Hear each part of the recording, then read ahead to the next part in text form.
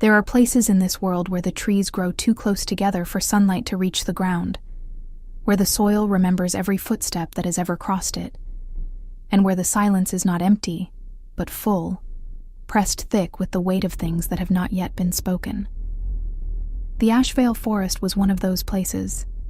It stretched across the northern ridge like a sleeping body, vast and dark and breathing, its borders marked not by fences or signs, but by the instinct that crept up the spine of anyone who approached and whispered, very clearly, that they were not welcome here. Most people listened to that instinct. Most people turned around. Nora Voss was not most people, and she had stopped listening to instincts the day her father's logging company went under, the day the bank took the truck and the equipment and left her with a set of hand tools, a worn leather pack, and a skill set that was worth exactly nothing in the city and everything in the wilderness. She had learned to read trees the way other people read faces. She had learned to navigate by watershed and wind direction, and the particular way moss grew on stones in regions where the magnetic field ran slightly off true north. She was good at her work. She was better than good. And she was, as of 6 weeks ago, completely out of contracts. The offer had come through an intermediary, a man named Aldrich Fenn, who smelled faintly of pine resin and never quite met her eyes, who had shown up at the small rented room she kept in the town of Greyvale, with a folder of survey maps and a number written on a slip of paper that made her breath catch in her throat. The job was straightforward, he explained in his careful, clipped way. The Ashvale territory had not been properly surveyed in nearly 40 years. The boundary markers were rotted or missing entirely. There were disputes about where the forest ended and where the private grazing land began, and the council that managed the territory needed someone with no local ties, no pre-existing allegiances, and the technical expertise to do the work cleanly and quickly. 4 weeks, he said. Possibly 5. She would be paid in 3 installments. 1 upon signing, 1 at the 2-week mark, and the final payment upon delivery of a complete boundary survey with GPS coordinates and photographic documentation. She was not to approach the settlement in the eastern clearing. She was not to interfere with any activity she observed that seemed private or internal to the community. She was to focus on the work, stay within the designated survey zones, and report any anomalies in the terrain directly to him, and only to him. Nora had asked exactly 2 questions. The first was whether the intermediary rate included hazard pay for working in remote terrain without cell coverage. The second was whether the first installment would clear before she started. He had said yes to both. She had signed. She had been working in the Ashvale for 18 days. When she first saw the bear, it was early morning, just past the gray hour when the light was not yet committed to being day, and she was kneeling at the base of a massive old-growth fir, brushing soil away from a half-buried survey stake that predated the current council by at least 3 decades. Her equipment was laid out beside her, with the precise organization she used on every job. The rangefinder on her left, the marking flags rolled and banded on her right, the GPS unit hanging from a ow, carabiner on her pack strap where she could read it at a glance. She was working the north-northeast quadrant, which the survey maps showed as largely unremarkable, and she had been so focused on the faded numbers stamped into the rusted iron of the old stake that she had not noticed the quality of the silence change around her until it was already different. The birds had stopped, not gradually, not one by one the way they went quiet when a hawk passed over, but all at once, as if something had pressed a hand over the sound of the whole forest and held it still. She looked up. The bear was at the edge of the tree line, perhaps 20 meters from where she knelt, standing absolutely motionless in the gray morning light. It was enormous in a way that she did not immediately process as real, the way the mind sometimes rejects information that does not fit its existing categories. She had seen black bears at close range twice before in her years of field work, and once a grizzly at medium distance from the cab of a survey truck, and none of those encounters had prepared her for this. The animal before her was the size of something that belonged in a different era of the world, when the megafauna were still working out their proportions and had not yet arrived at anything modest. Its shoulders were level with the low branch of an adult fir. Its coat was the particular dark brown that absorbed light rather than reflecting it, and across its face, running from the left side of its broad forehead down through the bridge of its muzzle and ending below its jaw, was a scar of such settled age and such distinctive shape that even in the gray, uncertain light, it was unmistakable. It looked at her. Not past her, not through her, at her, with amber eyes that caught what little light existed in that dim morning and held it the way amber always does, with that quality of something preserved inside, something old and still and waiting. Nora did not move. She had been trained, in the practical and unsentimental way that people who work alone in wilderness are trained, to understand that rapid movement in the presence of an apex predator was an invitation to trigger a response. But she was also aware, with a clarity that cut through the adrenaline and the fear and the part of her brain that was already calculating distances and assessing escape routes, that the bear was not behaving like a predator that had noticed prey. It was standing in the open. It was making no attempt to circle or to close the distance. Its posture was not the low, forward-weighted stance of an animal preparing to charge. It was simply standing there, looking at her, with an expression that she would later tell herself was impossible to read, because it was a bear, and bears did not have expressions that a human could interpret, but which in the moment looked, unmistakably, like recognition. Then something moved in the brush to the west, a deer probably, and the moment broke. The bear turned, its massive head in the direction of the sound, and then, without any particular urgency, moved back into the tree line and disappeared, leaving behind it only the slowly returning birdsong, and the impression, strong enough to have physical weight, that she had just been looked at very carefully by something that had very specific reasons for being there. She told Aldrich Fenn about it that evening when she checked in by radio at the appointed hour. She described the animal's size, the scar, the location, the behavior. There was a silence on the other end of the line that lasted long enough to be meaningful. Then Aldrich said, in a voice that had flattened itself carefully into neutrality, that there were occasionally large animals in the ash veil, and that she should take standard precautions and continue her work. She asked if the council was aware of a bear of that size in the territory. Another pause. He said he would look into it. He did not call back that night, and in the morning, when she raised him on the radio, he said there was nothing to worry about and moved the conversation quickly to her survey progress. If you're already feeling the pull of this story, go ahead and hit that like button. It helps more people find their way here. And trust me, this is only the beginning. She saw the bear again on day 21, in the late afternoon, while she was taking elevation readings on the western slope.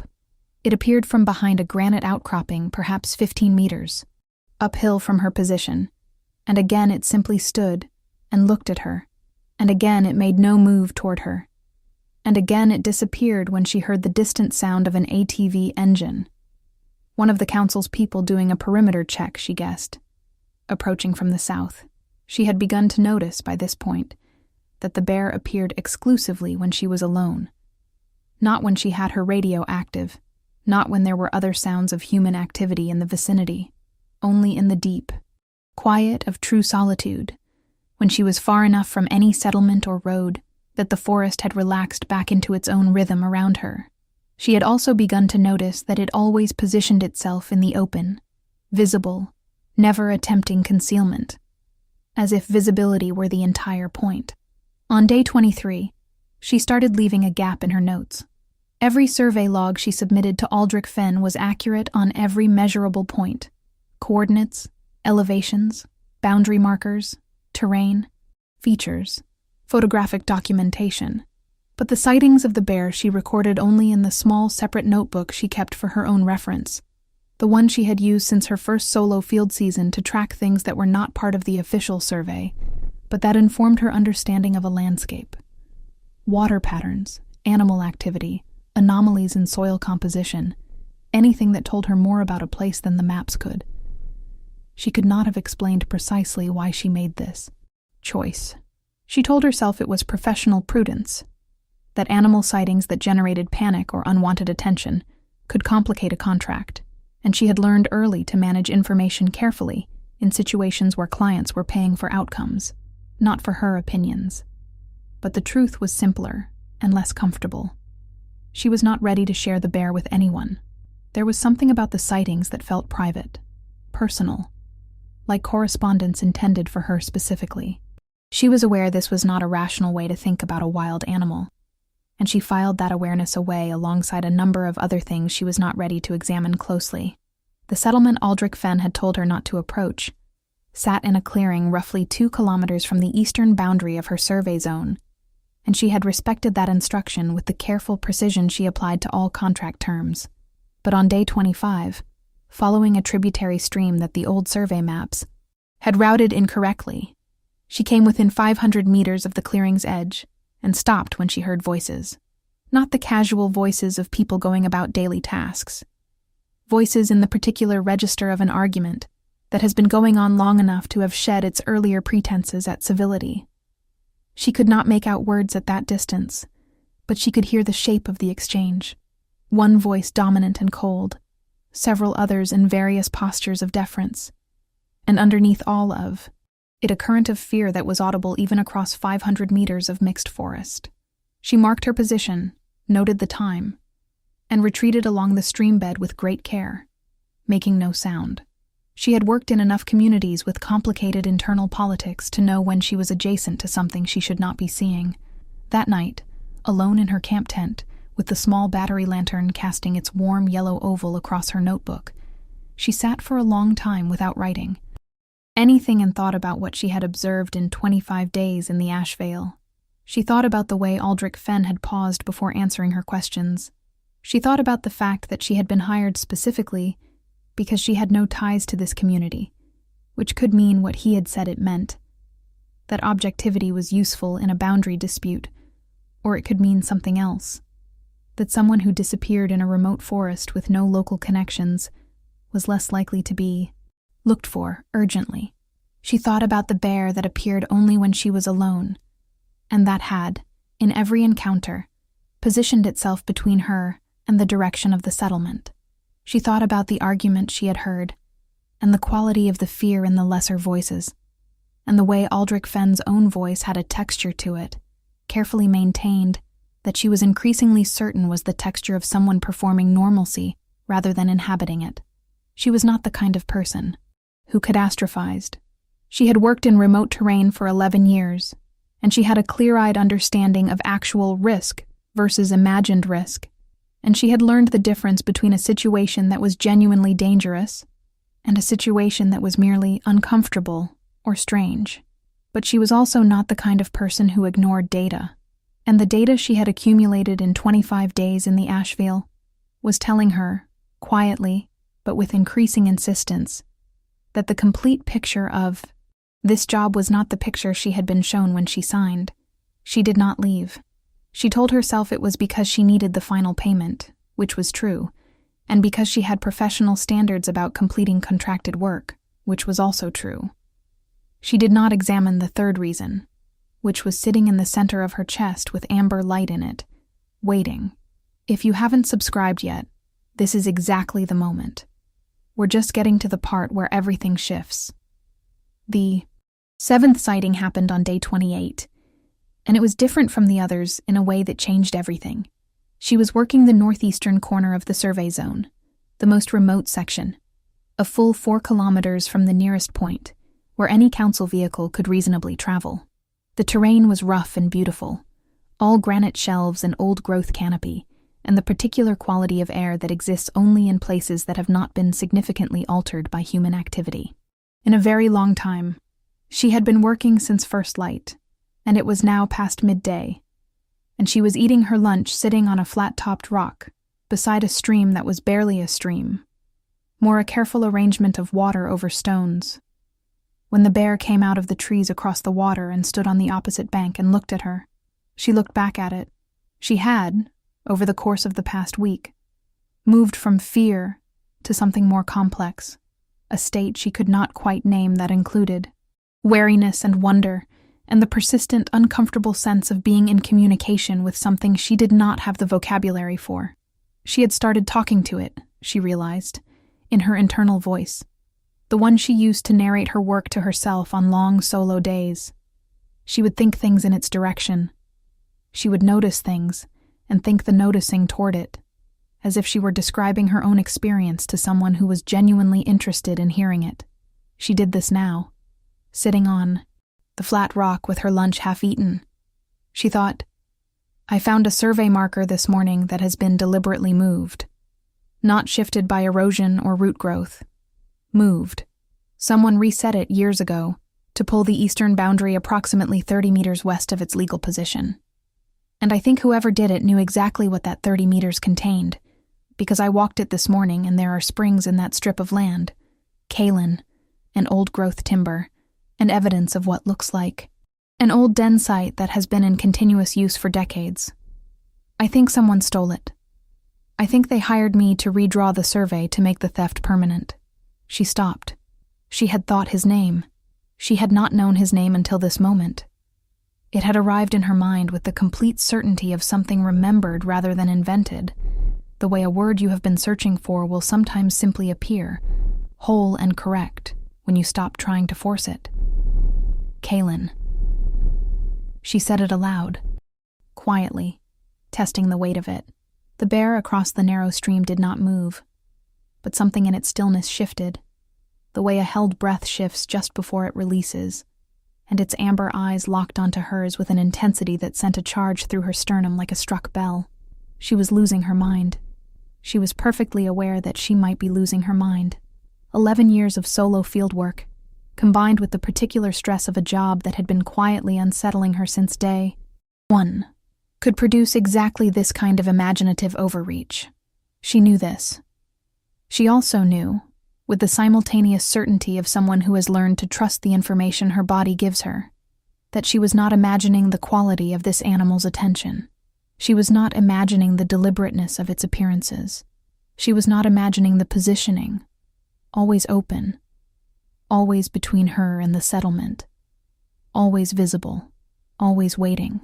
She said, because there was no one to hear her, and she had long since made her peace with talking to landscapes. I don't know what you need me to understand, but I'm listening. The bear crossed the stream. It moved without sound despite its size, setting each enormous paw with a precision that was almost delicate, and it came to within 4 meters of where she sat on the flat rock and then stopped, and the smell of it reached her. And it was not the smell she expected, not the rank wildness of an animal that had been living rough, but something clean and dark and resinous, like the heartwood of an old tree when it's first cut. It lowered its great head and looked at the survey equipment laid out beside her. Then it looked at her, then back at the equipment, then at the direction of the eastern boundary, with the same deliberateness a person uses when they are trying to direct another person's attention without being able to point. She looked at the equipment. She looked at the eastern boundary. She looked back at it. You want me to document it, she said. The moved markers, the stolen land. The bear looked at her for a long moment. Then it turned and walked back across the stream and disappeared into the trees. She sat on the flat rock for a long time after it left, her lunch forgotten, her hands very still in her lap, thinking about the precise coordinates of the moved marker and what it would mean, legally and politically, to include that documentation in her official survey report, rather than the private notebook. She thought about Aldrich Fenn's carefully maintained voice. She thought about the argument she had heard, and the fear running beneath it like a current. She thought about a name that had arrived in her mind fully formed. She pulled out the GPS unit and began, very methodically, to document everything. Let's pause here for a moment. Drop a comment below and tell me, did you figure out what was happening before Nora did? Because some of you are already ahead of her. I can feel it. The council's compound, when Nora finally saw it from the ridge above the eastern clearing on day 31, was not what she had expected, and simultaneously was exactly what she had expected. It was organized with the purposeful efficiency of a community that had been managing itself for a very long time.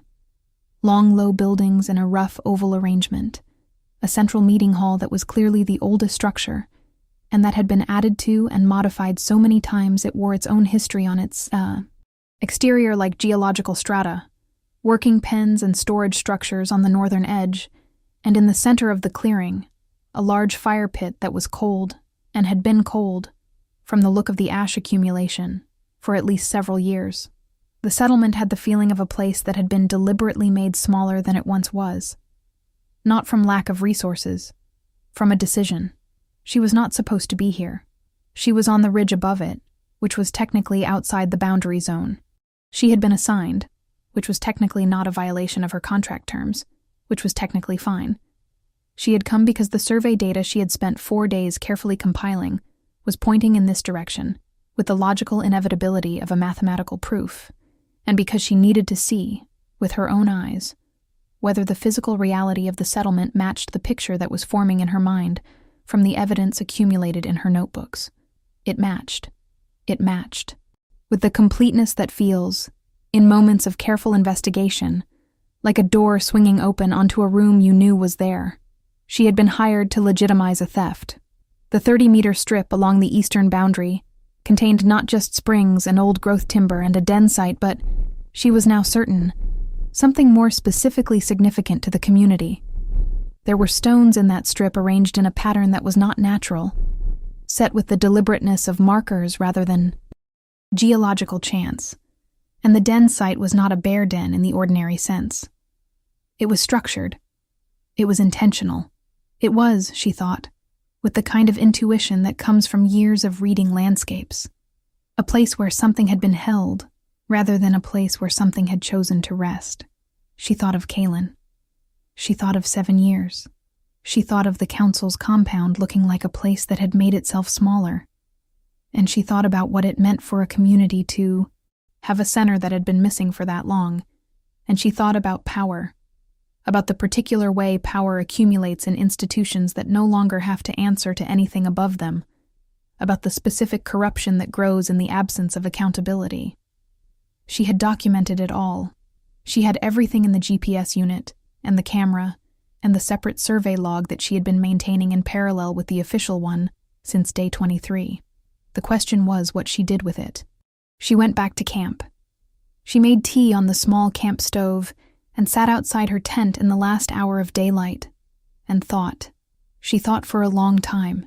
She thought about the first installment of her payment, already spent on 3 months of back rent and a new field battery pack, and the second installment, which Aldrich Fenn had transferred to her account exactly on schedule 14 days ago, as if everything were proceeding perfectly.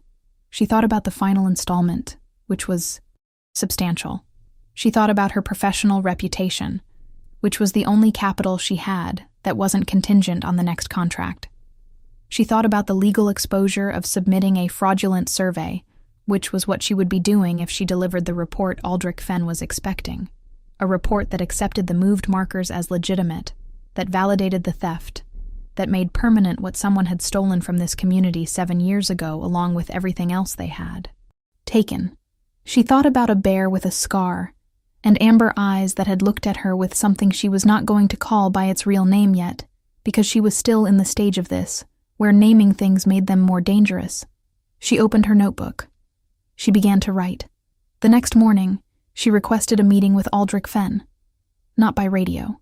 She hiked to the edge of the survey zone and used the satellite communicator she kept for genuine emergencies to send a message to the number he had given her, saying she needed to discuss the survey findings in person before finalizing the report.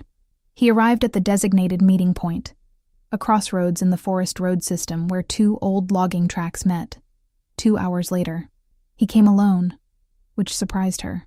He was a neat, contained man in his 50s, the kind of man who had learned to make himself forgettable. And he looked at her with an expression that was professionally pleasant and attentive, and that she could now, after 31 days of very careful observation, read precisely. He was assessing how much she knew. She showed him the preliminary findings, not everything. The basic survey data, the coordinates, the photographic documentation, presented in the order in which she had gathered it, leading up to the northeastern quadrant, leading up to the moved markers. She watched his face as she walked him through it. She watched the moment the assessment shifted to something else, something colder. He asked her, what she intended to include in the final report. She said she intended to include all material findings, as per her contract terms, which specified complete and accurate survey documentation. He said that the council would prefer a report that limited itself to the agreed-upon survey zones and did not introduce complications that fell outside the scope of the original commission. She said she understood his preference. She said she would need to think about it. He left. She stood at the crossroads after he drove away and felt the particular quality of a situation that has moved past the point where it can be resolved by ordinary means. And she recognized this feeling from 2 previous occasions in her career. Once when she had discovered evidence of illegal waste disposal on a survey site in the Northeast, and once when a client had asked her to adjust elevation data to facilitate a permit application. Both times she had made the same choice, and both times it had cost her something. And both times she had been able to look at herself in any reflective surface afterward without flinching. She was going to make the same choice again. The only question was how to do it safely. She went back to camp, and she thought about this for the rest of the day and into the evening, and then she thought about something else. She thought about the 30-meter strip and the structured den site and the 7 years and the name that had arrived in her mind without invitation. And she thought about the bear's careful positioning, always between her and the settlement, always visible, not protecting her from the forest, protecting her from the settlement. Or more precisely, she thought now, protecting her for something, keeping her safe until she was finished, until she had what was needed. She thought, he has been watching over me this whole time. And she thought, that is an irrational and unsupportable conclusion to have reached about a wild animal. And she thought, I have been doing careful empirical work for 11 years, and I know the difference between a conclusion that isn't supported and a conclusion that is supported by data I don't yet have the framework to process. She went to sleep with her hand on the notebook. Don't go anywhere, because what happens next changes everything Nora thought she knew about why she was hired for this job in the first place. She found the documentation on day 32, and she found it because the bear showed her where to look. She had been awake before dawn, working through the survey data in her notebook by lamplight, when she heard the sound outside her tent that was not the sounds the forest made at night, not wind or animal, or the particular conversational creaking of old trees communicating through their roots, but a sound with deliberateness in it, a sound placed there by something that intended to be heard. She unzipped the tent. The bear was 6 meters from her camp, at the edge of the light cast by the lamp's glow, facing the direction of the northeastern quadrant. It looked at her. It began to walk. She followed it. She had followed wild animals before in the sense of tracking them, of reading the record of their passage and moving through the landscape in their wake. She had never followed one in real time, in the dark, through old-growth forest that she was navigating by the GPS unit held out in front of her, and by the particular quality of the air that told her where the trees were before she could see them. The bear moved slowly enough that she could keep pace, which meant it was moving slowly enough to accommodate her, which was another data point she was filing away. It led her across the northeastern quadrant, past the moved markers that she had already documented, past the spring sites, to the structured den she had noted on day 29, and there it stopped. She looked at the den in the gray pre-dawn light. It was larger than she had registered on her first pass, and the arrangement of stones at its entrance was not, she now saw, decorative or purely structural. It was a seal. The stones were fitted to each other with the kind of care that meant intention, that meant a specific outcome had been required, and some of them were marked, carved with symbols that she did not recognize, but that had the consistent grammar of a system, of a language, of something that meant something specific to someone who knew how to read it. She photographed everything. She photographed the stones and the carvings and the overall arrangement from every angle the terrain allowed, and she measured the dimensions of the den space and recorded them alongside the GPS coordinates. And she noted the way the springs in the eastern strip fed directly to the base of the den, that the water ran under the stone threshold, and that this was not accidental, that the water was part of whatever the den was designed to do or to hold or to maintain. She documented for 2 hours while the bear sat outside the den site and watched her work with the patience of something that has been waiting for a very long time and can wait a little longer. When she was done, she sat on a stone and looked at the bear and said, "How long?" The bear looked at her. "How long have you been here?" she said, and she said it to Kaylin and not to the bear, and she was completely aware of this distinction and no longer frightened by it. 7 years, she said, because the number had been in the data. Since the beginning, in the age of the theft and the age of the silence, and the age of the compound's increasing compression, 7 years of something gone, 7 years of a community holding itself smaller. They put you here, the council, and they moved the boundary to include this site, so that it would be within their controlled territory, because it's the locus of whatever is holding you. The seal is here, and if the land is theirs, the seal is theirs, and if the seal is theirs, you stay. The amber eyes did not waver. She felt, with the physical certainty of a held current, that she was correct. "I'm going to need help," she said. "I can document this, and I can submit the survey, and I can include everything I've found, but I don't know enough about what I'm looking at to make anyone with the right authority understand what they're seeing. I need someone who understands what these carvings mean. I need someone who knows the history of what happened 7 years ago." She paused. "Is there anyone in the settlement who is not part of the council? Anyone who would talk to me?" The bear rose from its seated position. It turned and walked north, away from the settlement. Then it stopped and looked back at her.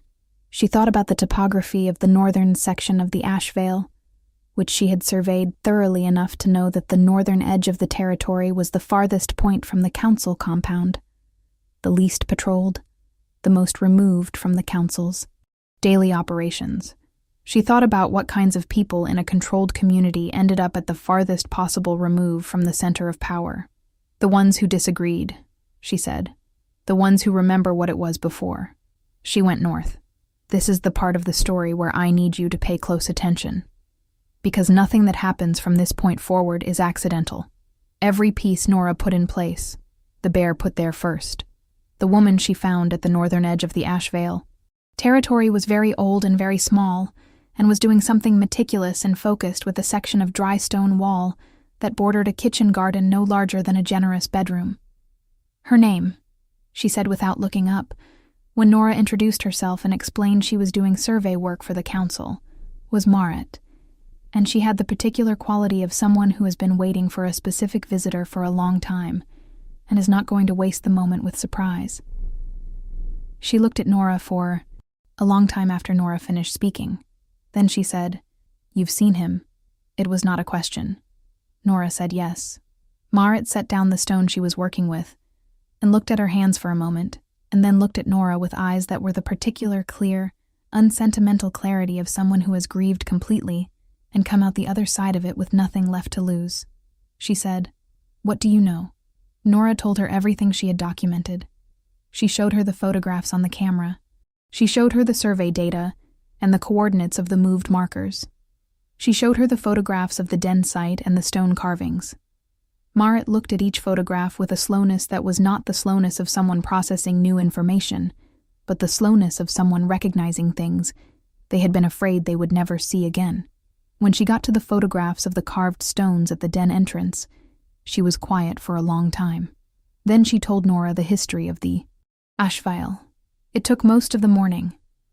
Marit spoke with the compactness of someone who has organized a complex history into a form that can be transmitted efficiently, which told Nora that she had prepared for this conversation, or for a conversation like it, in the way a person prepares for something they have believed for a long time will be necessary. The community in the Ash Vale was old, older than any official record of it, and it had been governed for most of that history by a succession of alphas whose authority derived not from force or political maneuvering, but from a quality that Maret described with a word that translated imperfectly into English as something between attunement and responsibility, the capacity to feel the territory itself as a living system, and to make decisions that served the system rather than any particular faction within it. The current council had never had this quality and had never pretended to want it. They had come to power 7 years ago, through a process that Moret described with quiet precision as a judicial proceeding that was not fair, charges that were not true, and a sentence that was handed down in a closed session that a majority of the community had not been permitted to attend. Caelan Dravenmore had been the last alpha of the Ash Vale in the old sense, the last one with the quality Merritt described, and he had been 34 years old when the council had sealed him. The sealing was old knowledge, very old, the kind of thing that had been documented in the community's records for centuries as a theoretical instrument of last resort, and the council had used it the way people with access to weapons always use things that were designed as last resorts, as a first option, the moment they became inconvenient. The seal required the consent of a majority of the council's ruling body, the presence of the alpha within the designated locus, which was the spring-fed den at the northeastern boundary, and the expenditure of something Moret described carefully as irreversible, a cost the council had paid without, she said, understanding what they were paying or caring once they understood. The locus had to remain within council-controlled territory for the seal to hold. This was why they had moved the boundary marker. This was why they had hired Nora to permanently legitimize the new coordinates. And this was the part Nora had already understood, but needed to hear confirmed. The seal could be broken, not by force, and not by the council's reversal, because the council would never reverse it voluntarily, but by documentation, by legal recognition of the boundary theft, by an official survey conducted by a licensed surveyor that placed the locus outside council-controlled territory, at which point the seal's geographic anchor would be compromised, and the terms of the original sealing would be, in the community's own legal tradition, void. It was, Moret said with the faintest ghost of something that might have been satisfaction, the kind of meticulous procedural weakness that power always has, because power writes its instruments of control in a hurry and does not always account for the patience of those who have nothing to do but wait and read. Nora said, "If I submit the correct survey, with the moved markers documented and the locus identified, and the true boundary restored, what happens?" Moret said, "The seal breaks." Nora said, "And then?" Moret said, "And then Caelan Dravenmore has been in his animal form for 7 years without a break, which is something a shifter is not designed to sustain. And what happens next will depend on him, and on what is still intact in him, and on whether someone is there who he can recognize when he comes back." She looked at Nora with that clear, unsentimental gaze. She said, "He has been choosing who to show himself to since the first week you arrived. He has shown himself to no one else in 7 years, not to me, not to the others who remember him." She paused. "Only to you." Nora sat with this for a long moment. She said, "I need to make some calls." She was not going to submit the report to Aldrich Fenn. She had known this for days. What she was going to do was file directly with the National Registry for Professional Land Surveys, which was the legally required destination for any survey that identified boundary irregularities affecting territorial rights, and simultaneously submit a formal complaint to the Regional Land Authority, documenting the evidence of deliberate marker manipulation.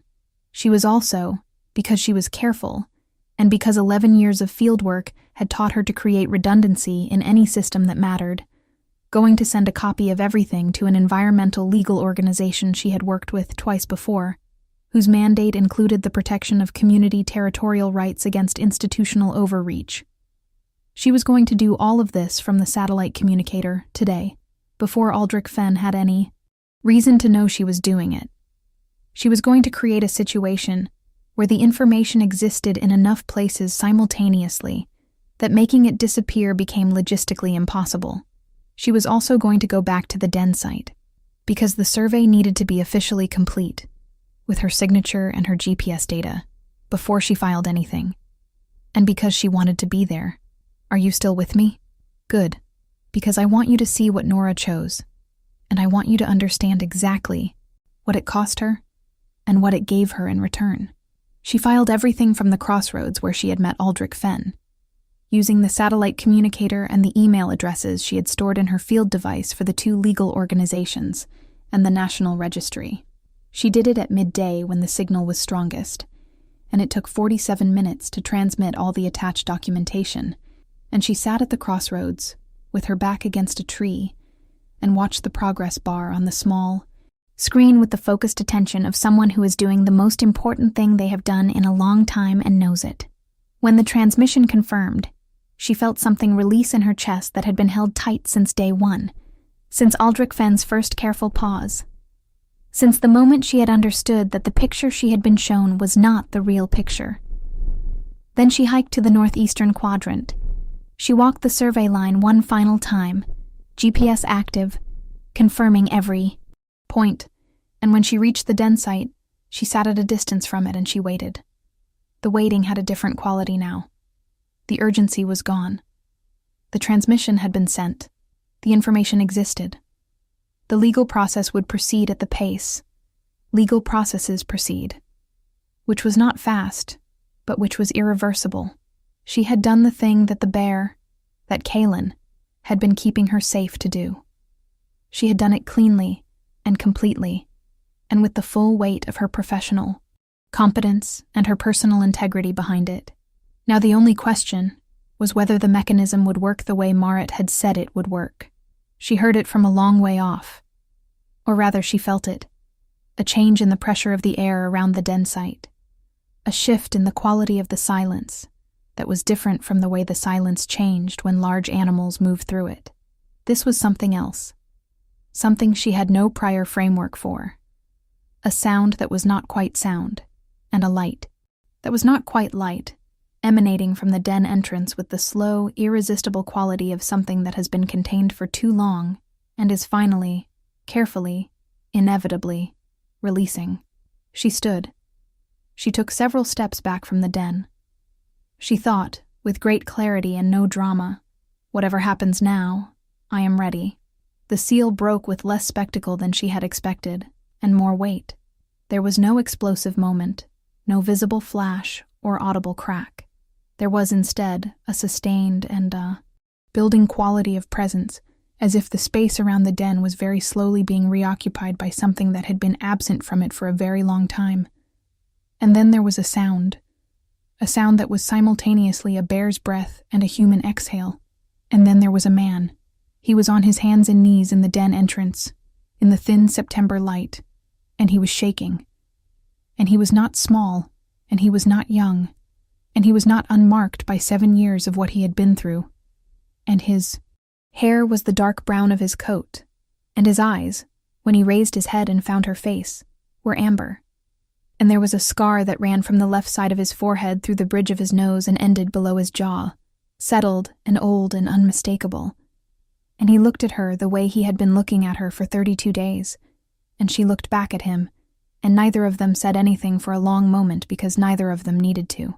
Then he said, in a voice that was rough, from 7 years of disuse, and from the specific roughness of someone who has just completed an enormous effort, Nora.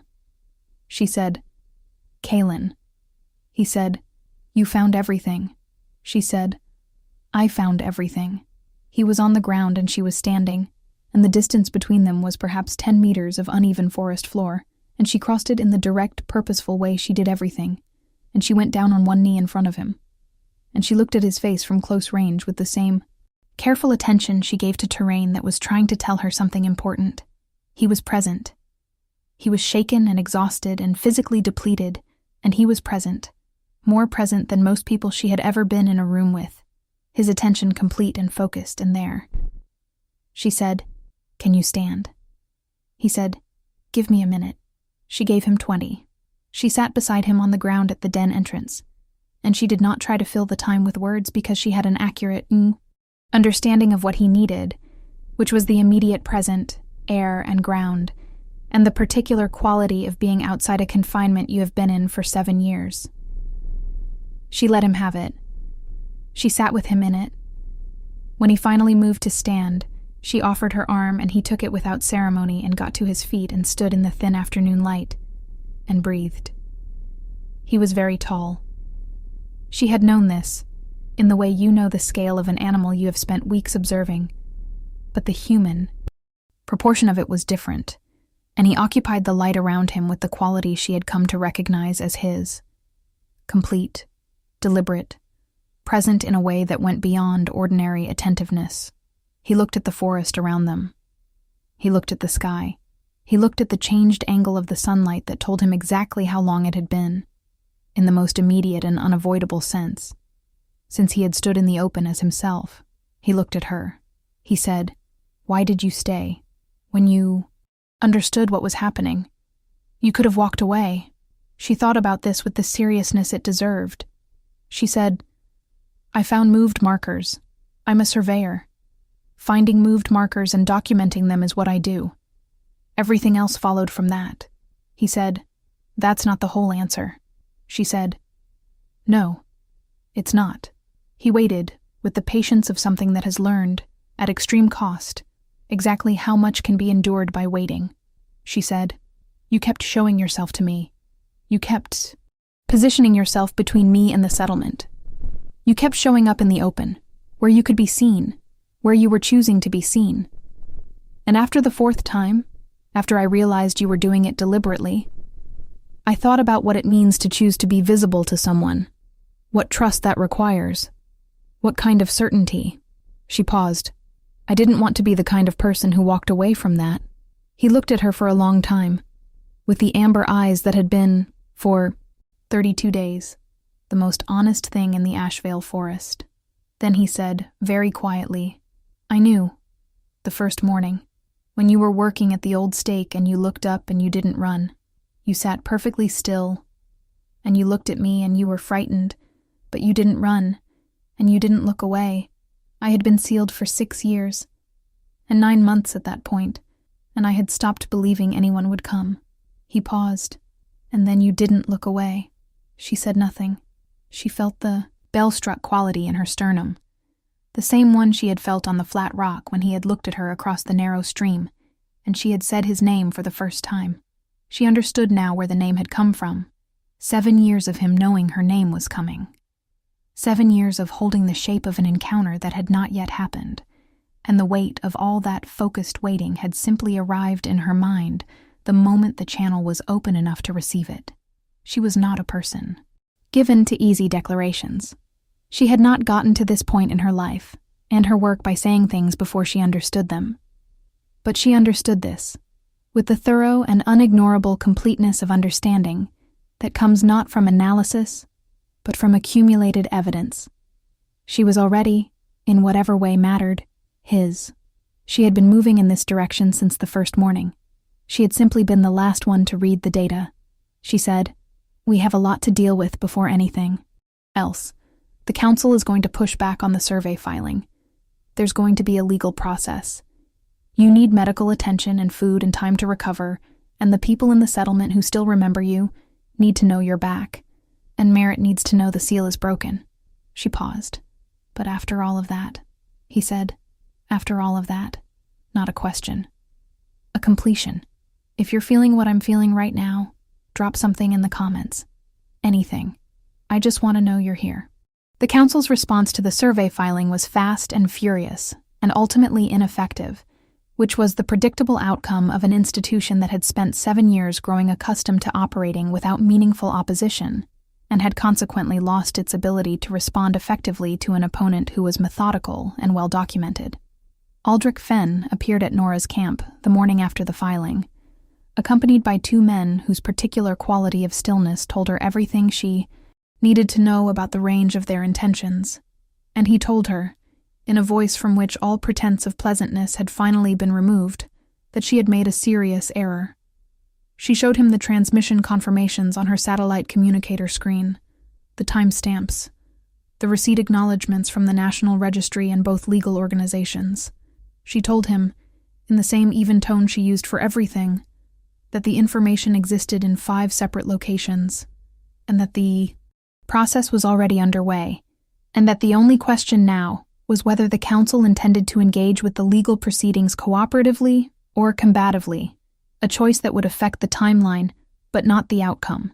She said this with complete calm, because she was completely calm, not from fearlessness, but from the specific serenity of someone who has already done the irreversible thing and is now simply waiting for the world to catch up. Aldrich Fenn left.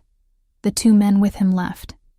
She was Aware that the situation was not simple and would not be resolved in a day or a week, but she had set in motion something that had its own momentum now, fed by the legal systems and professional standards that governed land surveys, and those systems did not much care what a council wanted once a licensed surveyor had filed a documented report of boundary manipulation.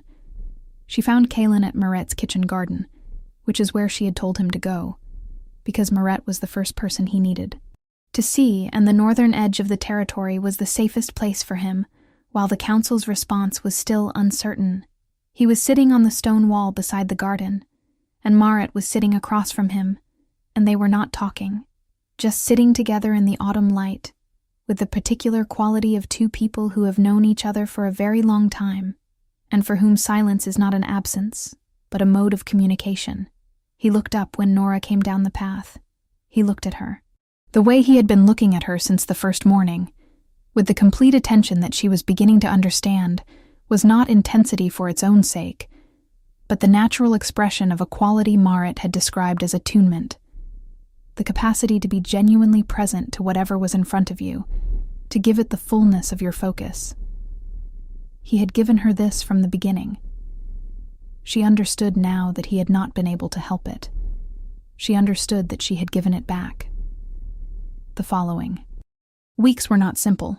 The legal process moved the way legal processes move, with periods of focused activity and periods of waiting, and the council fought the survey filing on 3 separate procedural grounds and lost all 3. And the regional land authority sent investigators who spent 10 days in the ash veil and left with the complete documentation Nora had compiled, and a formal determination that the eastern boundary markers had been illegally moved, and that the correct boundary would be restored.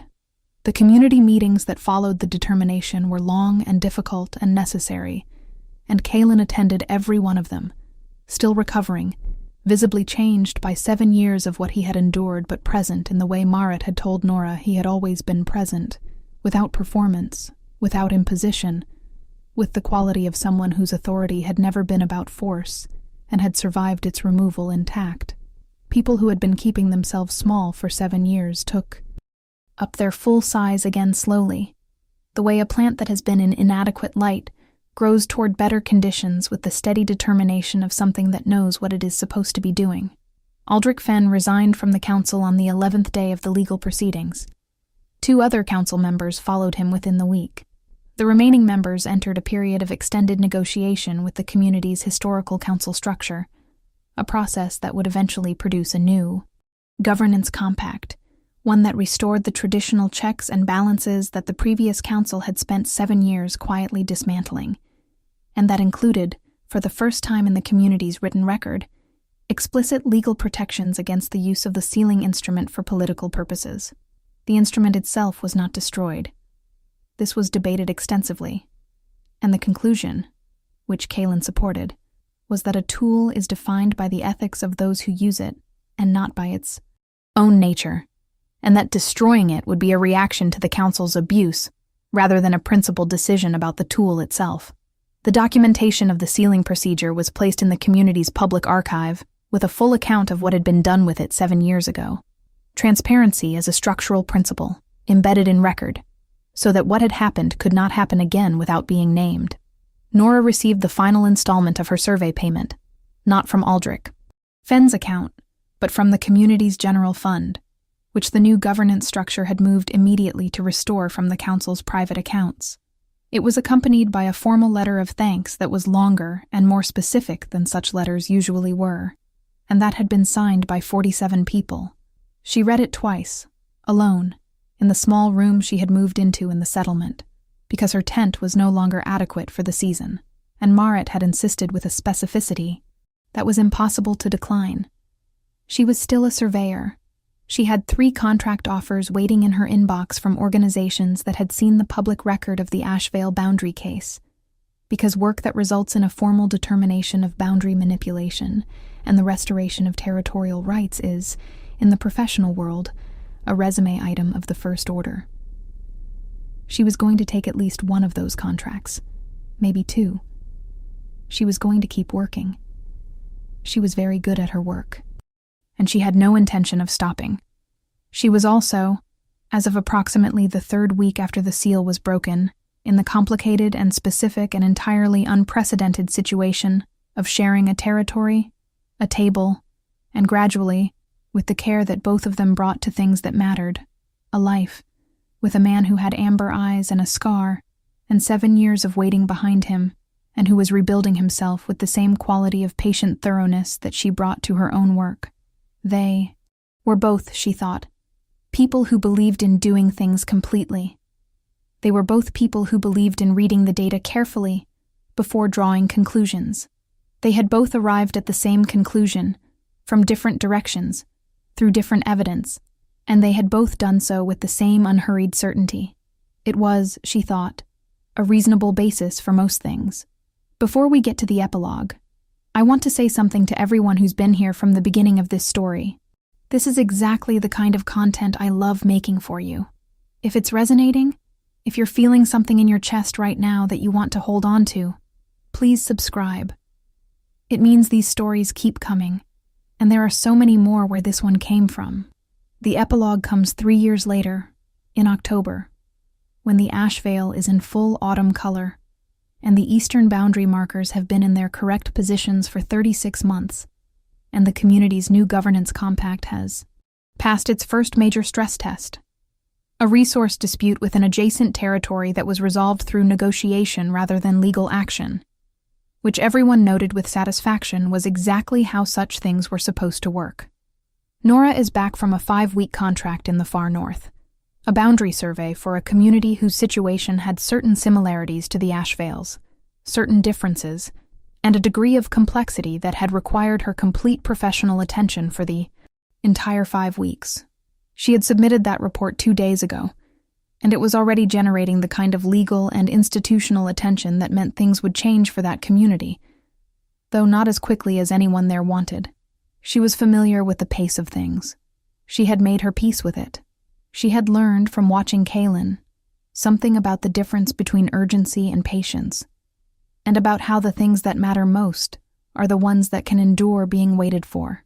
She comes down the path to the house at the northern edge of the territory, the house that used to be more of a structure than a home, and that has been, over 3 years, made into something else by 2 people who have different but complementary ideas about what makes a space livable.